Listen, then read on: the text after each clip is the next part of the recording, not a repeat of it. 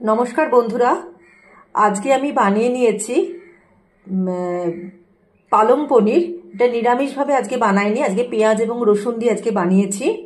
তা প্রথমে আমি পালং শাকটাকে ভালো করে ধুয়ে নিয়েছি, টুকরো করে কেটে নিয়ে ভালো করে ধুয়ে গরম জলের মধ্যে ভাপিয়ে নিয়েছি। ভাপানোর পরে আমি একটা মিক্সিতে 6 থেকে 7 কোয়া রসুন, 2টো কাঁচা লঙ্কা এবং একটু রসুন আর একটু ধনেপাতা দিয়ে পেস্ট বানিয়ে নিয়েছি। এরপর কড়াইতে তেল এবং একটু ঘি দিয়েছি, দিয়ে পনিরগুলোকে একটু হালকা করে ভেজে তুলে নিয়েছি।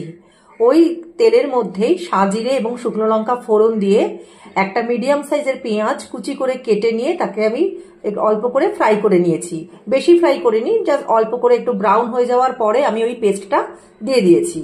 দেওয়ার পর একটু লবণ এবং একটু মিষ্টি দিয়েছি, আর একটু জিরে গুঁড়ো আর একটু গরম মশলার গুঁড়ো দিয়েছি। দিয়ে ভালো করে পালং শাকটাকে একটুখানি কষিয়ে নিয়ে নেওয়ার পরে আমি ভাজা পনিরগুলো এর মধ্যে দিয়ে দিয়েছি। দিয়ে নামানোর সময় আমার কমপ্লিট হয়ে গেছে। আমি একটু ক্রিম দিয়েছি আর একটুখানি ঘি দিয়ে আমি এটা কমপ্লিট করেছি। এটা গরম ভাত, রুটি, পরোটা সবার সাথেই ভীষণভাবে ভালো লাগবে। এই রেসিপিটা সম্পূর্ণ আমার নিজস্ব রেসিপি। যদি ভালো লাগে তাহলে প্লিজ লাইক, শেয়ার এবং কমেন্ট করবেন।